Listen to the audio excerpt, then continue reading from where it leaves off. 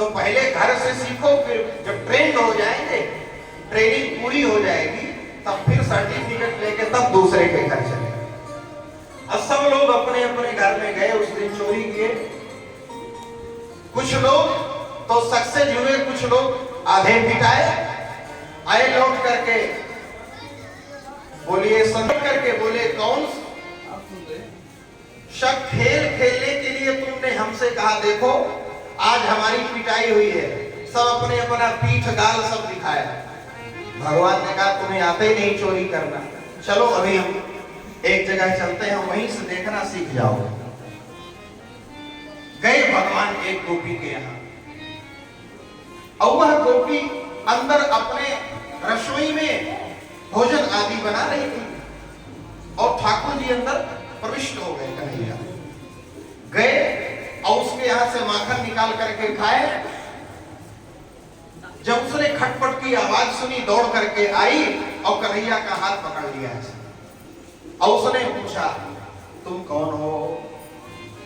कस्तम, तुम कौन हो? अब भगवान ने जो परिचय दिया कन्हैया ने, वो सुनने लायक। जैसे हमसे कोई पूछता है आप कौन, तो हम क्या कहते हैं? हम वहां के जो विधायक जी हैं उनके रिश्तेदार हैं, वहां के सांसद उनके रिश्तेदार हैं, मंत्री जी हमारे पड़ोसी हैं, ऐसे परिचय देते हैं। तो उसने पूछा कस्तम, भगवान ने कहा बलानुजा, मैं बलराम जी का छोटा भाई। अब बोलो। गोपी ने कहा तुम होगे बलराम जी के भाई, मुझे इससे कोई मतलब नहीं, मेरे घर में क्यों है? किमी हरे, यहां क्यों अंदर आए? भगवान ने कहा मुझे कोई गरज पड़ी थी तेरे घर आने की, मैं तेरे घर थोड़े जाए। अरे मेरे घर का जो दरवाजा है उसका कलर और तुम्हारे घर के दरवाजे का कलर एक है, इसलिए मैं धोखे से घुस आया। मम मंदिरा संकया, मैंने सोचा कि मेरा घर है, मम मंदिरा संकया, इसलिए मैं अंदर आ गया। नहीं मैं ऐसे थोड़े किसी के घर बिना बुलाए तो जाते ही नहीं। ये और कहते कि हम बड़े आदर सम्मान के साथ जाते हैं, ऐसे जाते ही नहीं। वो तो धोखा हो गया। मम मंदिरा संकया। गोपी ने कहा अच्छा ठीक है, मान गए, धोखा हो गया तुमको, युक्तम। तो फिर ये हाथ में मक्खन क्यों लगा है? युक्तम तन्नवनीत पात्र विवरे हस्ते किमर्थम जैसे, तुमने मक्खन के मटके पर अपना हाथ क्यों डाला? भगवान ने कहा तो कहानी थोड़ी फंस रही है, अभी तक तो सारे विकल्प ढूंढ लिए, लेकिन अब ठाकुर जी भी तो सामान्य नहीं। जयति वचन रचना अति नागर। अरे मैं तेरे मटके में हाथ क्यों डालता, मुझे क्या जरूरत पड़ी है? वो तो मेरी मैया ने एक छोटा सा बछड़ा दिया है सोने का, मैं उससे खेल रहा, ऐसे ऐसे कर रहा था, और ऐसे खेलते खेलते वह बछड़ा तेरे इस मक्खन के मटके में चला गया। तो मैं अपने बछड़े को निकालने के लिए हाथ डाला हूं। मातः कंचन वत्सकं मृगयुतम, मातः कंचन वत्सकं मृगयुतम, मागा विषादाक्षणा, इत्येवं वरवल्लभी प्रतिवचः श्री कृष्णस्य वः पातु माम्। इत्येवं वरवल्लभी प्रतिवचः कृष्णस्य वः पातु माम्। इस प्रकार भगवान माखन चोरी की लीला करते हैं। उस गोपी ने कहा देखो आज तो तुम बात बना करके निकल गए, लेकिन अब दोबारा कभी फंसना नहीं, नहीं तो तुम्हारी बहानेबाजी सब निकाल दूंगा। भगवान ने कहा गोपी देख हमको चैलेंज मत कर, हमको चैलेंज तुमको भारी पड़ेगा। उसने कहा मैं भी ब्रज की गोपी हूँ, साधारण नहीं हूँ, तुमको चैलेंज करते।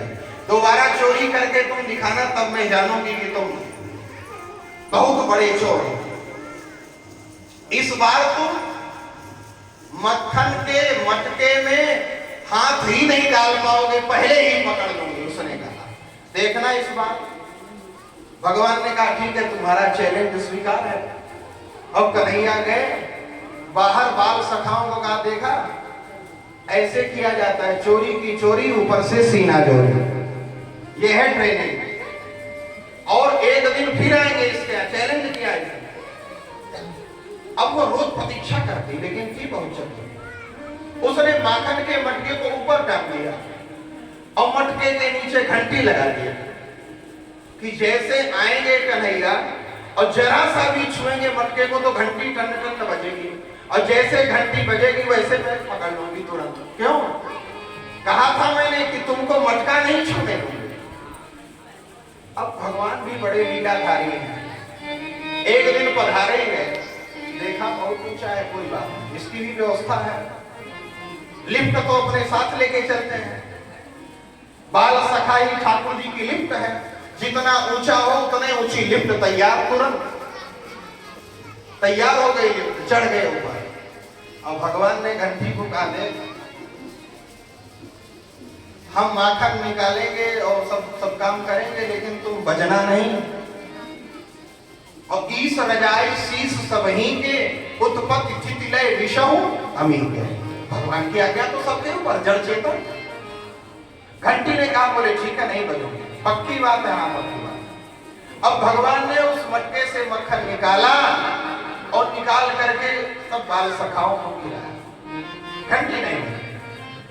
और इसके बाद फिर जब बचा तो थोड़ा सा बंदरों को भी खिलाया। साथ में पूरी फौज चलती है, क्योंकि उधारी चुकता करना है। रामावतार में सबने सेवा की है, तो भगवान ने कहा बोले इस बार तो कुछ नहीं कर पाया, लेकिन जब द्वापर में आएंगे तो सबकी उधारी चुकता करें, सबको माखन खिलाए।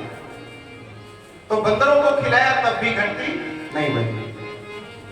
लेकिन जैसे ठाकुर जी ने थोड़ा सा लेकर के अपने श्री मुख में पधराया, वैसे ही घंटी बज गई। भगवान ने कहा घंटी तुमसे मैंने कहा था बजना नहीं, अब तुमने वादा किया था मैं तुम बजी क्यों? घंटी ने कहा प्रभु आपने मटके को छुआ तब भी मैं नहीं बजी, आपने ढक्कन हटाया तब भी नहीं मैं बजी, आपने बाल सखाओं को खिलाया तब भी मैं नहीं बजी, बंदरों को खिलाया तब भी मैं नहीं बजी। लेकिन अब अगर आप भोग लगावें और मैं न बजूं तो मुझे तो मंदिर से निकाल के बाहर कर दिया जाएगा। मेरा महत्व क्या था? जब श्री ठाकुर जी भोग लगावे तब तो घंटी बजेगी। अब जैसे घंटी बजी आई और गोपी पकड़ लिया भगवान। कह रही थी ना पकड़ लूंगी, भगवान ने कहा पकड़ ली कोई बात नहीं, क्या बात है? बोले चल करके मैं आज मैया यशोदा के पास तुम्हारी शिकायत करूंगी। मैया यशोदा कहती मेरा लाला ऐसा हो ही नहीं सकता, और आज रंगे हाथ पकड़ाऊंगी तब तो मानेगी। और पकड़ करके चल रहे। भगवान ने सोचा आज तो अच्छे फंसे, रंगे हाथ पकड़े जाएंगे। और वहां तो मैया कहती हैं क्यों लाला तेरी शिकायत आ रही? तो हंस करके कहते हैं मैया री मोरी मैं नहीं माखन खाया। वहां तो बहाने बना देते हैं। घोर भयो गैयन के पीछे मधुबन मोही पठायो, और मैं शाम को आता हूं तो कहां से मक्खन खाऊंगा? वहां तो बात बन जाती है। पर आज जब ये हाथ पकड़ के ले जाएगी तब कैसे बात बनेगी? भगवान ने सोचा कोई नहीं, चलो देखते हैं। आगे बढ़े। कन्हैया ने कहा गोपी अरे राम राम, देखो आजकल समय कितना बदल गया। पहले बहुएं कितना लंबा लंबा घूंघट काटती थी, और ये ऐसे उल्टा पल्ला डाल करके जा रही है। देखो समय कितना बदल गया। कन्हैया क्या गोपी को लगा ठीक कह रहा है। अब ब्रज में अभी भी हमारे बुंदेलखंड में भी परंपरा है ओढ़ने की, पर्दा की परंपरा। गोपी को जब इस प्रकार कहा, गोपी ने घूंघट थोड़ा नीचे कर दिया। अब थोड़ा आगे बढ़े तो उस गोपी का जो एक देवर था वह कन्हैया की इस बाल मंडली का सदस्य था, लेकिन उसको नहीं ले गए थे उस दिन, क्यों? उसी घर में चोरी करता था। मार्ग में मिला, उसने कहा कहां जा रहा? कन्हैया ने कहा बोले चुप, आराम से बात कर, धीरे धीरे बात होगी। कहां? कन्हैया ने कहा बोले न्योता है। कन्हैया ने कहा न्योता है। उसने कहा, बोले अरे बताओ भाभी मेरी है न्योता तुझे? कन्हैया ने पूछा अच्छा एक बात बता, तुझे जाना है न्योते में, तुझे निमंत्रण में जाना है? उसने कहा बिल्कुल। अरे हमने सुना निमंत्रण में बढ़िया पूरी कचौड़ी मालपुआ तस्मई सब मिलता है, क्यों नहीं जाएंगे? तो भगवान ने कहा देख फिर जैसा हम कहेंगे वैसे चुपचाप करना। अब कन्हैया कहने लगे अरे गोपी ब्रज के सब इतने कोमल हैं पर तू इतनी कठोर होगी मुझे इस बात का अंदाजा ही नहीं था। क्यों? इतनी देर से एक ही हाथ पकड़े है, दर्द कर रहा है, जोर से दूसरा वाला हाथ पकड़ लेती तो तुझे कोई तकलीफ थी?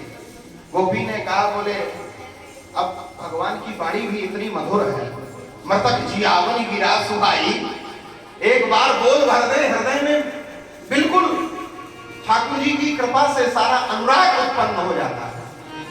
उसने कहा ठीक कर, ला दूसरा हाथ अपना पकड़ा दे। अब कन्हैया ने उसी को बुलाया अपने सखा को, इधर जल्दी से जाना है न्योते में हाथ, और उसी का हाथ लेकर के पकड़ा दिया। अब महाराज लेकर के वो गोपी पहुंची मैया यशोदा के भवन में। मैया तू कहती है ना मेरा लाला चोर नहीं है, आज देख ले मैं प्रमाण के सहित पकड़ करके रगे हाथ पकड़ करके ला। अब तो तुम मानोगी कि मेरा लाला चोर है, अभी तक नहीं मानती थी। मैया यशोदा नंद भवन से बाहर निकली हैं और ठाकुर जी इधर अपने सखा का हाथ पकड़ाए गोपी को और अपने दौड़ करके पीछे के दरवाजे से नंद भवन में पहुंच गए। अपने पहले से विराजमान है, जैसे गोपी ने आवाज लगाई पासों और शिकायत अभी आ रही है और मेरी शिकायत, मैं यहाँ हूं, ये ऐसे ही झूठे मेरी शिकायत करती है। और वो गोपी आई, उसने कहा मैया यशोदा देख ले तेरे लाला को पकड़ करके लगे हाथ।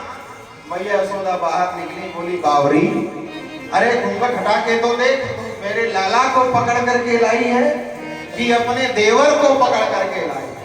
और भगवान पीछे से अंगूठा दिखाए, बोले आज तो तुम्हारे देवर को ही पकड़ाया, अब चैलेंज करोगी तो तुम्हारे स्वामी जी को ही पकड़ा। शिकायत करती हैं गोपियां, हे नंदरानी